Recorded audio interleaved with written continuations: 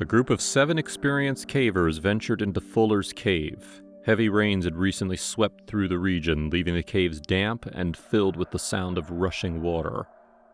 As they moved deeper into the cave, a massive boulder blocked their path, forcing them to navigate around it. But just as the group thought they had safely passed, something went horribly wrong.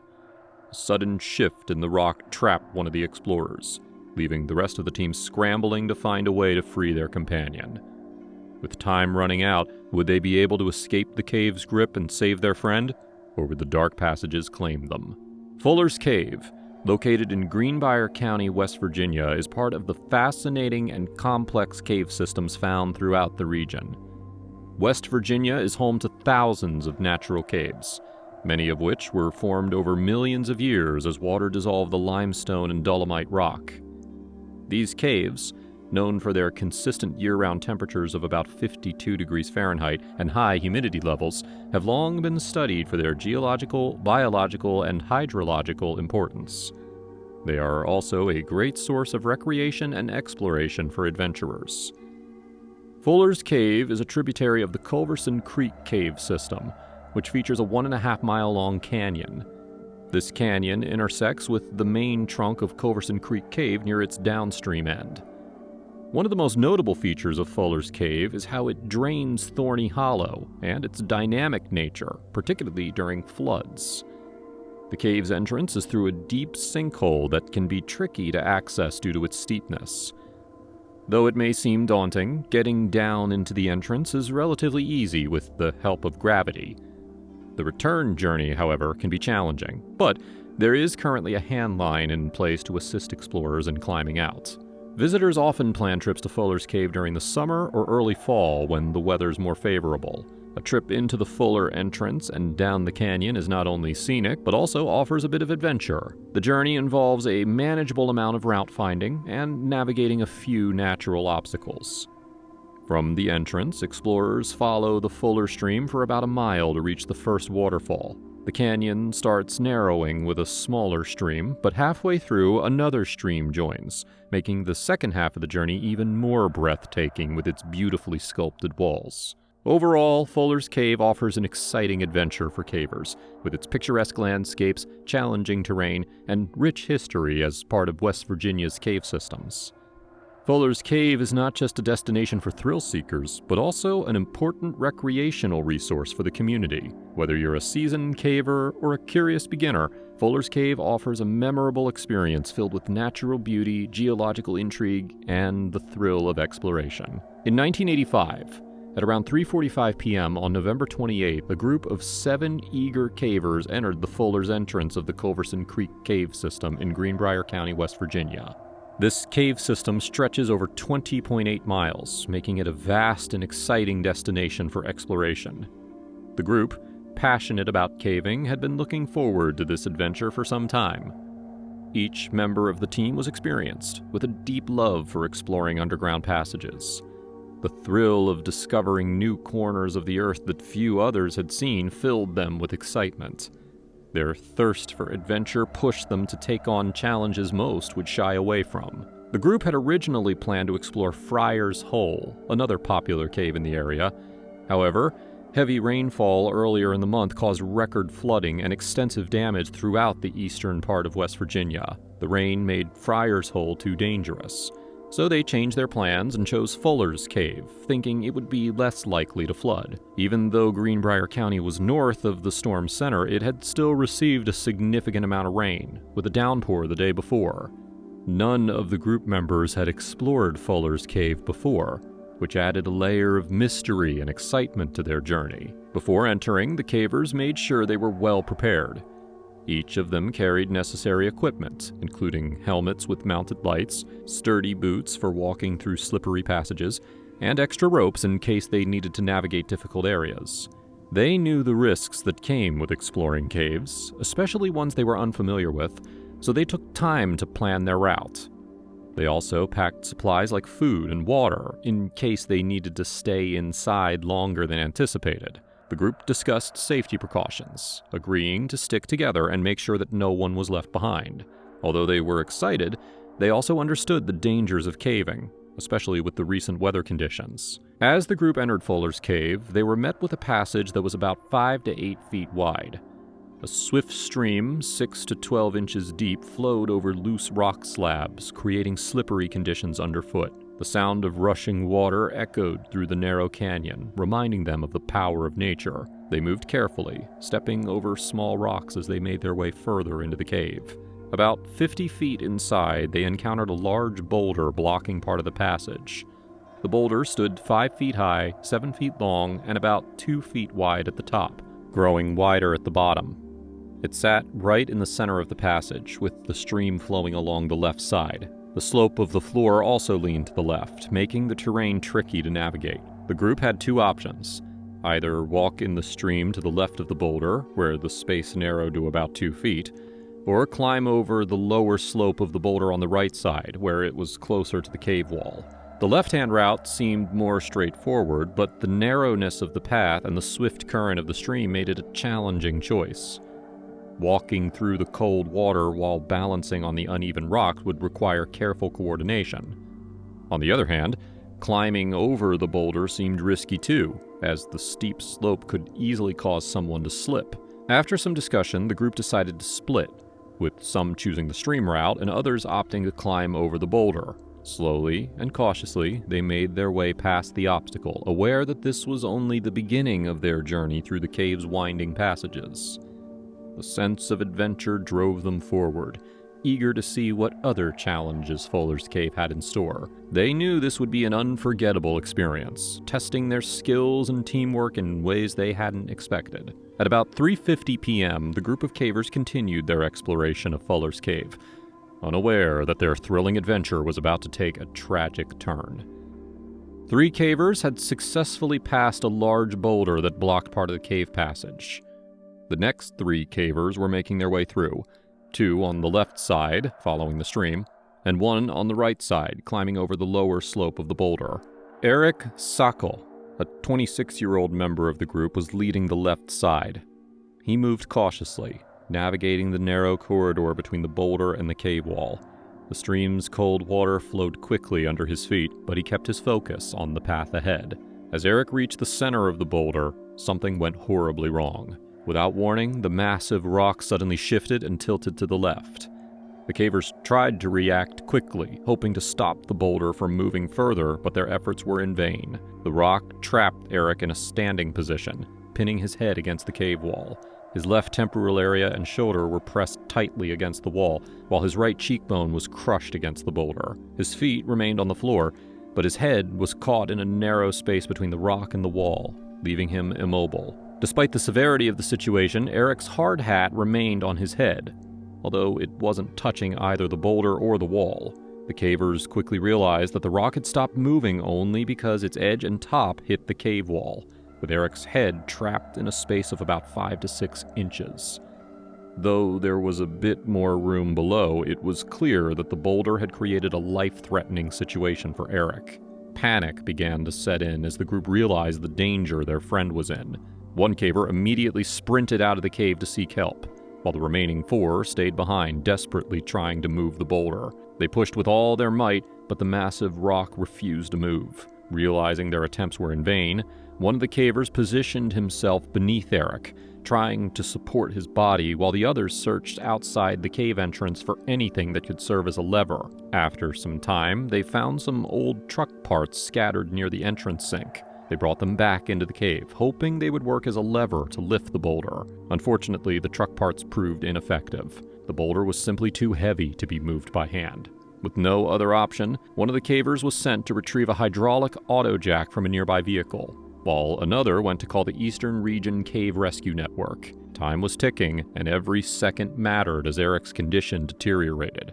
Within 30 seconds of being pinned by the rock, Eric lost consciousness. After about 1 minute, he stopped moving entirely. John Evans, one of the cavers in the group, checked on Eric and found that his pulse was still strong. However, he remained unconscious, and a small trickle of blood flowed from his left nostril, a sign that his injuries were severe. By 4:20 p.m., the hydraulic jack finally arrived. Working quickly, the cavers, now armed with crowbars as well, used the jack to carefully lift the boulder. They had to be extremely cautious not to cause further injury to Eric. After what felt like an eternity, they managed to move the rock enough to free him. Gently, they moved Eric about 20 feet to the first dry spot they could find in the cave and immediately began CPR in a desperate attempt to revive him. At 4:29 p.m., the Rennick Rescue Squad arrived at the cave. A paramedic took over the CPR efforts, but Eric remained unresponsive. Despite their best efforts, they could not bring him back. The rescue team prepared to evacuate him from the cave, carefully placing him on a stretcher. It took nearly an hour to transport him safely out of the narrow passages and steep sinkhole of Fuller's Cave. Eric was finally evacuated from the cave at 5:25 p.m., and he was rushed to the nearest hospital by ambulance. En route, paramedics continued to try and save his life. IVs were established, and cardiac drugs were administered in hopes of restarting his heart. The atmosphere inside the ambulance was tense and somber, as everyone knew the situation was dire. Despite their best efforts, there was no response. By the time they reached the hospital at 6:02 p.m., Eric had shown no signs of recovery. At 6:05 p.m., he was pronounced dead. The news hit the group of cavers hard. What had started as an exciting day of exploration had turned into a tragic and heartbreaking event. Eric Sackel's death was a tragic accident that highlights just how unpredictable cave exploration can be. Sometimes, no matter how much care is taken or how well prepared the team is, events occur that are beyond anyone's control. In this case, Eric was simply in the wrong place at the wrong time when the massive boulder shifted. His companions acted with bravery and determination, working tirelessly under the threat of the unstable boulder to try and save him. Despite their heroic efforts and the quick response of the cave rescuers, the situation was beyond anyone's ability to fix. Looking back on the incident, there are important lessons to be learned. As John Evans, one of Eric's companions, wisely observed, caves should never be viewed as stable or unchanging environments. Caves are constantly evolving, especially after events like heavy rainfall or flooding, which can cause unseen shifts in the structure of the cave. The boulder that pinned Sackel may have been loosened by the recent floods, creating a dangerous situation that no one could have predicted. The safest cavers are those who always expect the unexpected, who approach every cave with caution and respect for its unpredictability. In this particular case, none of the cavers noticed any signs of instability. If there had been any indication that the boulder could move, and especially that it would shift to the left, the caver passing on the right side would have been in a safer position. Unfortunately, the boulder's movement was sudden and unpredictable, leaving no time for anyone to react. It is important to remember that while helmets are a critical part of caving safety, even the best equipment has its limits. The boulder that fell on Eric was so massive that no helmet would have been able to protect him. However, in many other situations, a strong helmet can save a caver's life.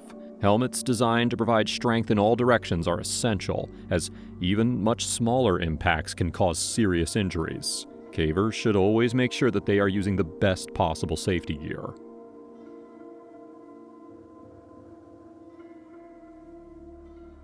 The Waianapanapa freshwater caves in Hawaii are among the most beautiful swimming spots in the world.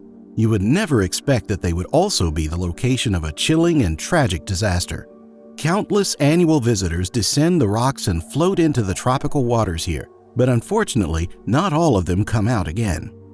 The two caves are located inside Waianapanapa State Park, which is located in Hana on the island of Maui.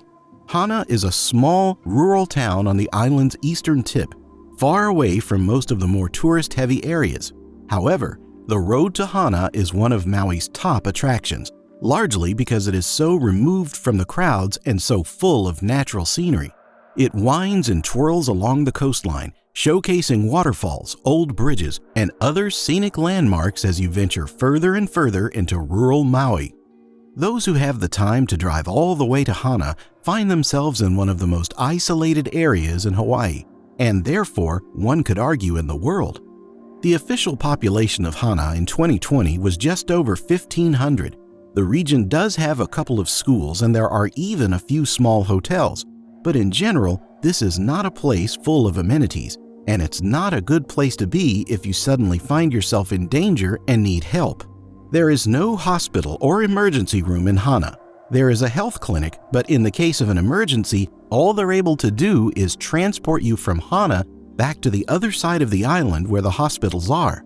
The majority of the area is instead made up of beaches, gardens, and parks. The most notable of these, of course, is the Waianapanapa State Park, where the caves are located. In Hawaiian, the word Waianapanapa means glistening waters. This could refer to the ocean waves at the edge of the park, where the sand is jet black thanks to volcanic activity, but it could also refer to the park's freshwater caves. To get to the caves, visitors must follow a trail leading from the black sand beach that takes them along the coast and inland. The caves themselves are tucked inside dense jungle, and they have an almost mythical quality at first glance. On arrival, you'll see a yawning, angled hole in the earth, with vines hanging from the ceiling. Ethereal blue water rests calmly at the bottom, extending back until it disappears into darkness. Long before you reach this nerve-wracking point, you'll have to pass a large wooden sign along the trail that warns of the spooky legend behind these two caves. For generations, Hawaiian lore has told of a princess named Popoalea who fled to these very caves in order to escape the wrath of her evil husband, Chief Kakai. Along with her maid, Popoalea hid inside the cave entrance. Her maid sat behind her, fanning her with a feathery instrument called a kahili. This proved to be a fatal mistake. While no one could see the princess or her maid, Chief Kakai was able to spot the reflection of the kahili in the water of the cave. The princess was cornered. Having found his fleeing spouse, legend says that Chief Kakai was so enraged that he killed Princess Popoalea right there in the shadowy depths of the cave. The sign also warns that at certain times throughout the year, the waters in the caves turn red. This is said to be the blood of the long-lost princess.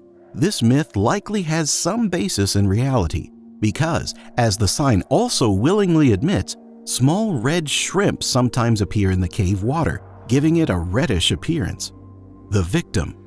There is something undeniably eerie about the Waianapanapa Caves, and they draw lots of brave visitors every year. One such visitor was Gregory Wilhelm.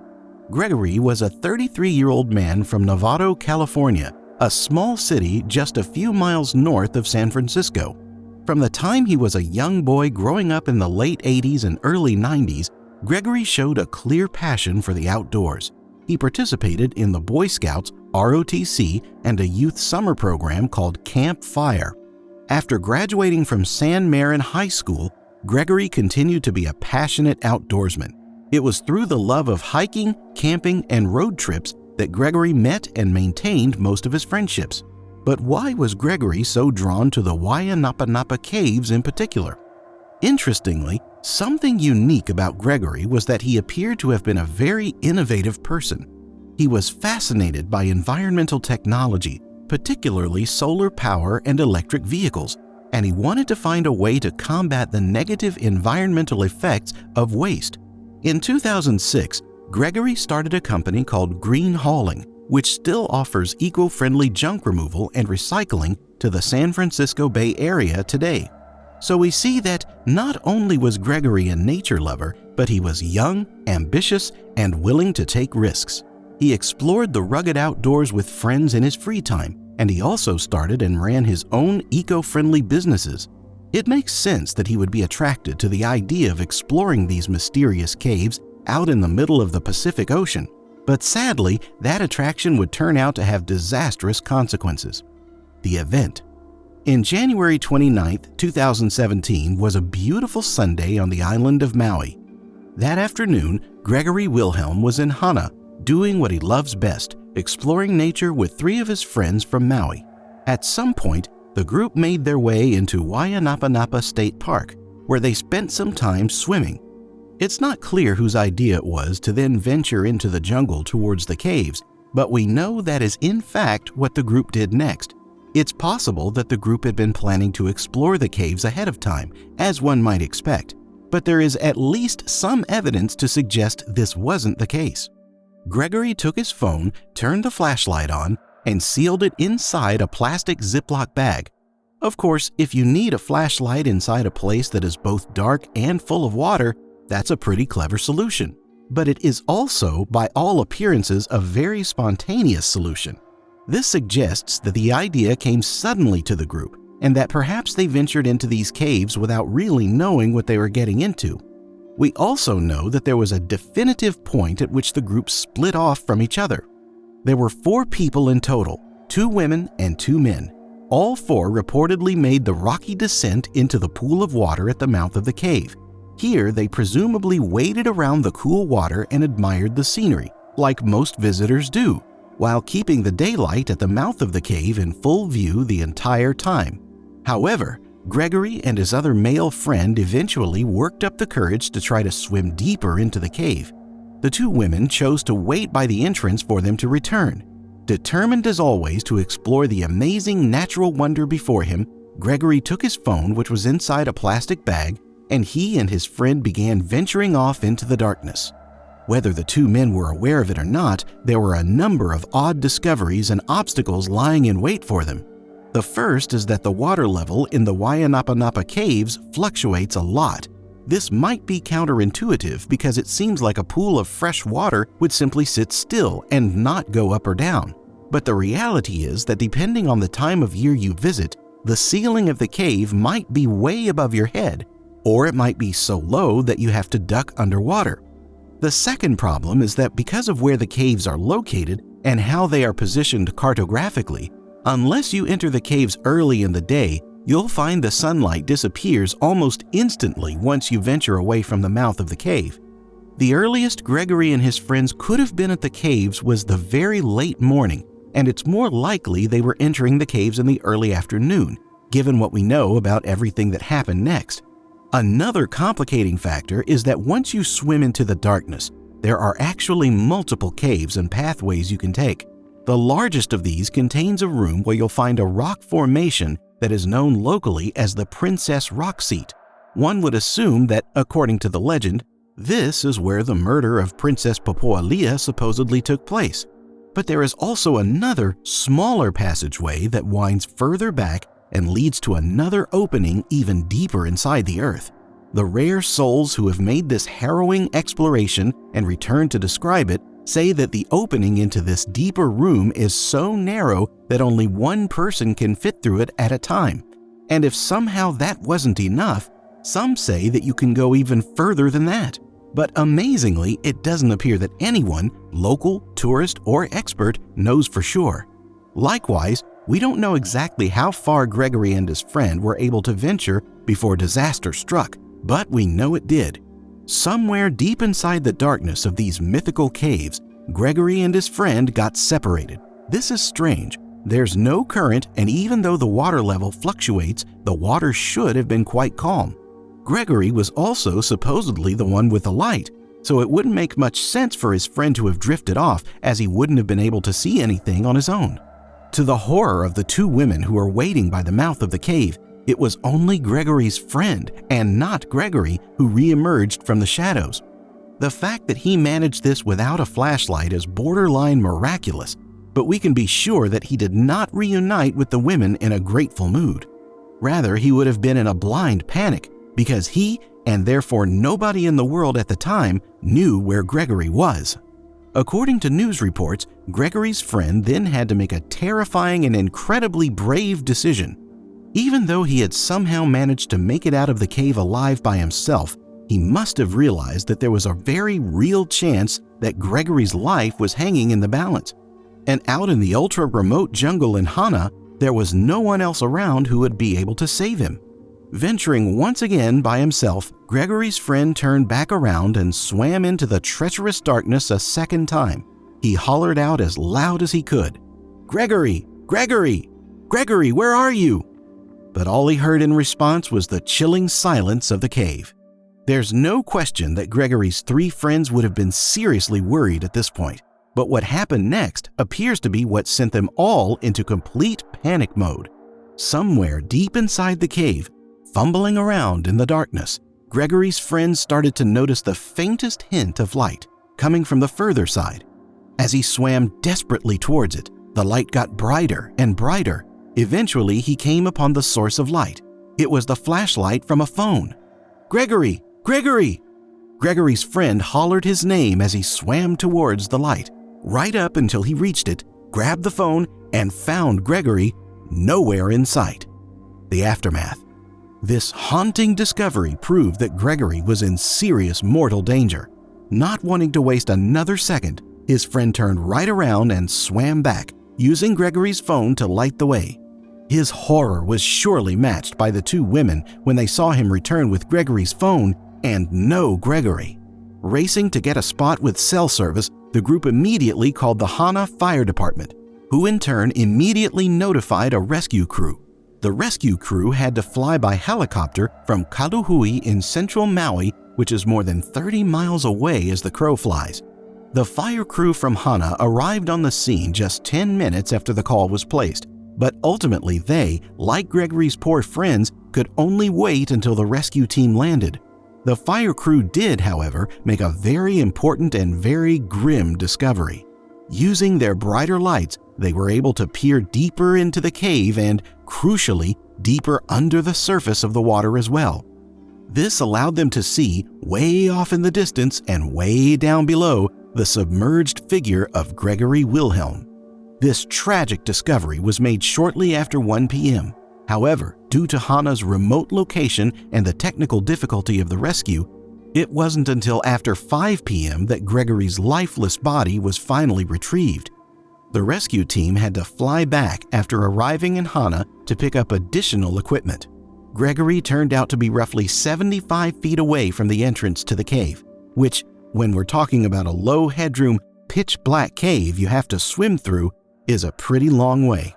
Final thoughts. On the face of it, this story is an unmitigated tragedy. A bright young man was horrifically killed in front of his friends who were unable to save him. But it's also a bit of a mystery. The obvious case of death here is drowning, but what caused Gregory Wilhelm to drown is less obvious. He was clearly a confident swimmer. He was young and in good physical condition. He also had a light source and another swimmer alongside him. What could have happened inside an empty cave that made Gregory drop his phone, suddenly get separated from his friend, and be unable to stay afloat or find his way back to the entrance? Your theories are as good as mine. Feel free to post your thoughts in the comments below. Whatever the explanation, this tragic story surely adds to the mystique that these legendary caves continue to carry. Thank you so much for watching. I hope you enjoyed the video, and don't forget to like and subscribe for more stories about caves and caving incidents. That's all for now. I'll see you next time.